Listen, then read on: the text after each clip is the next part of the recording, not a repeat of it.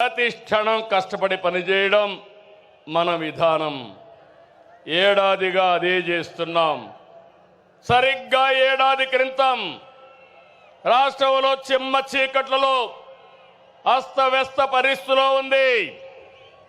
విధ్వంస పాలనతో రాష్ట్రం 30 సంవత్సరాలు ఎన్నికెళ్ళింది.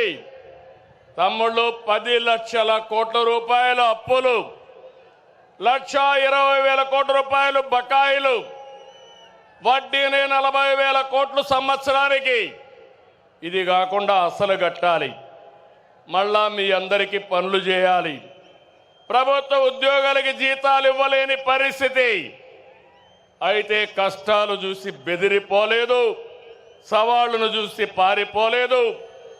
అనుభవంతో ఆలోచించాను. తమ్ముళ్ళు, క్లేమోర్ మైన్స్కే భయపడని నేను సమస్యలకు భయపడతానా అని మీ అందరికీ విజ్ఞప్తి చేస్తున్నా. ఆ మనోధైర్యంతోనే ముందుకు పోయాం. ఇటుక పేర్చుతూ విధ్వంసమైన రాష్ట్రాన్ని పునర్నిర్మాణం వైపు ముందుకు పోతున్నాం. ఏడాదిలో ఎన్నో సంక్షేమ కార్యక్రమాలు, అభివృద్ధి కార్యక్రమాలు చేసి మన సత్తా చూపించే కార్యక్రమంలో ముందుకు పోతున్నాం. నేను ఒకటే ఎన్నికల ముందు చెప్పాను, అభివృద్ధి, సంక్షేమం, సంపద సృష్టి, నిరంతరం ఈ పేద ప్రజల జీవన ప్రమాణాలు మెరుగుపరచడం నా జీవితాశయం అని చెప్పి కూడా నేను మీకు తెలియజేస్తున్నా.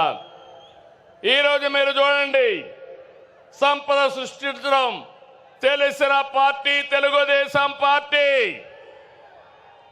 సంక్షేమ కార్యక్రమాలకు నాంది పలికిన నాయకుడు, ఆరాధ్యుడు నందమూరి తారక రామారావు గారు అని చెప్పి నేను మీకు తెలియజేస్తున్నా.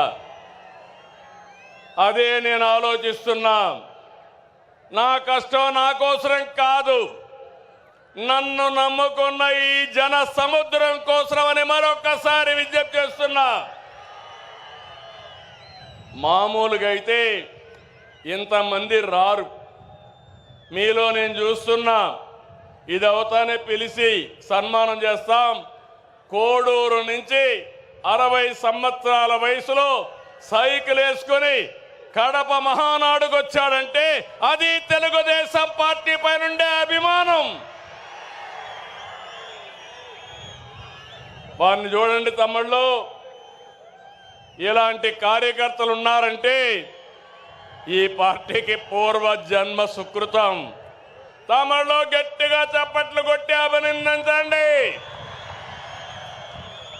ఒక స్ఫూర్తి ప్రదాత. పార్టీ అంటే ఇట్లుండాలి. మనం అందరం ఈ మారిగా ఉంటే ఇంక వైఎస్ఆర్ కాంగ్రెస్ పార్టీకి అడ్రస్సే ఉండదు. అవునా కాదా? ఉంటామని చెప్పండి. అలాంటి కార్యక్రమాలతో ఈరోజు ముందుకు పోతున్నాం. నెల నెల పింఛన్లు ఇస్తున్నా మనం ఏ స్థాయిలో సంక్షేమం అందిస్తున్నాయో చెబుతుంది. దేశంలో ఏ రాష్ట్రమైనా 64 లక్షల మందికి పింఛన్లు ఇస్తున్నారా అని అడుగుతున్నా. సవాలు విసురుతున్నా. ఏడాదికి 33,000 కోట్లు ఒక్క పింఛన్కే సంక్షేమ కార్యక్రమాలు ఇస్తున్నాం.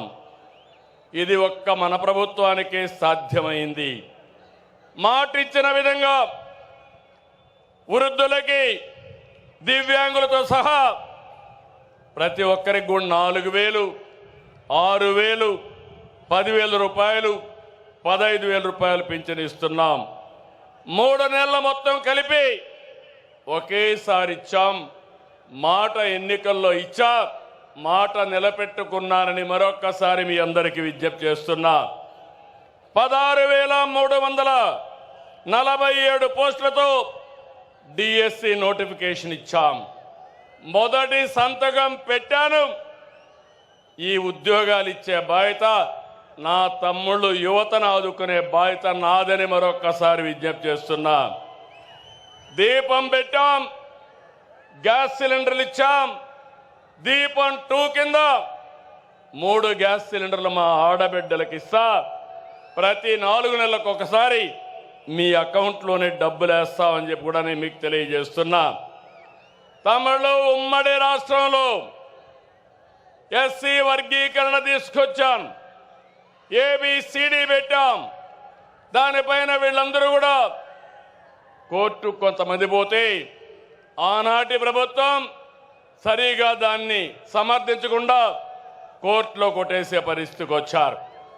ఇటీవల మనం చెప్పింది న్యాయమని సుప్రీంకోర్టు కూడా చెప్పింది. మళ్ళీ ఎస్సీలకు ఏబిసి వర్గీకరణ తెచ్చిన పార్టీ, సామాజిక న్యాయం చేసిన పార్టీ, సోషల్ రీఇంజనీరింగ్ చేసిన పార్టీ తెలుగుదేశం పార్టీ అని విజ్ఞప్తి చేస్తున్నా.